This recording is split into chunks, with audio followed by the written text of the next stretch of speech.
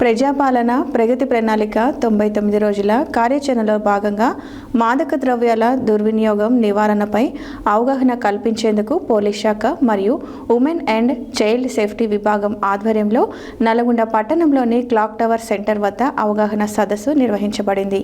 ఈ కార్యక్రమానికి ముఖ్య అతిథులుగా నల్గొండ జిల్లా కలెక్టర్ చంద్రశేఖర్ మరియు జిల్లా ఎస్పీ శరత్ చంద్ర పవార్ హాజరయ్యారు. ప్రజాపాలన ప్రగతి ప్రణాళిక 99 రోజుల కార్యాచరణలో భాగంగా మాదక ద్రవ్యాల దుర్వినియోగం నివారణపై అవగాహన కల్పించేందుకు పోలీస్ శాఖ మరియు ఉమెన్ చైల్డ్ సేఫ్టీ విభాగం ఆధ్వర్యంలో నల్గొండ పట్టణంలోని క్లాక్ టవర్ సెంటర్ వద్ద అవగాహన సదస్సు నిర్వహించారు. ఈ కార్యక్రమానికి ముఖ్య అతిథులుగా నల్గొండ జిల్లా కలెక్టర్ చంద్రశేఖర్ మరియు జిల్లా ఎస్పీ శరత్ చంద్ర పవార్ హాజరయ్యారు. ఈ సందర్భంగా జిల్లా ఎస్పీ మాట్లాడుతూ మాదక ద్రవ్యాల వినియోగం వ్యక్తిగత ఆరోగ్యానికే కాకుండా కుటుంబం మరియు సమాజానికి తీవ్ర హానిని కలిగిస్తుందని తెలిపారు. ముఖ్యంగా యువత చెడు స్నేహితుల ప్రభావం, ఆసక్తి లేదా ఒత్తిడి కారణంగా డ్రగ్స్ వైపు మళ్లడం ప్రమాదకరమని హెచ్చరించారు.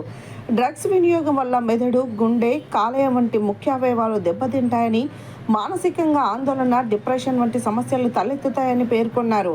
అలాగే చదువుపై దృష్టి కోల్పోవడం, కుటుంబ సమస్యలు, ఆర్థిక ఇబ్బందులు, నేరాలకు దారితీసే పరిస్థితులు ఏర్పడవచ్చని తెలిపారు. ఎవరైనా డ్రగ్స్ ఆఫర్ చేసినప్పుడు స్పష్టంగా కాదు అని చెప్పాలని, చెడు స్నేహితులను దూరంగా ఉంచుకోవాలని సూచించారు. అనుమానాస్పద కార్యకలాపాలు గమనించినప్పుడు వెంటనే 100 లేదా 1908 నంబర్లకు సమాచారం ఇవ్వాలని కోరారు. డ్రగ్స్ వినియోగం చట్టపరంగా నేరమని, దీనిపై కఠిన చర్యలు తీసుకుంటామని హెచ్చరించారు.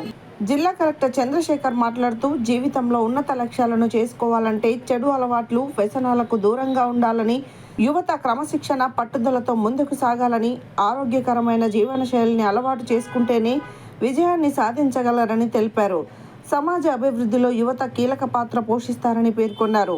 అనంతరం డ్రగ్స్ వినియోగంపై వ్యతిరేకంగా ప్రతిజ్ఞ చేయించడం జరిగింది.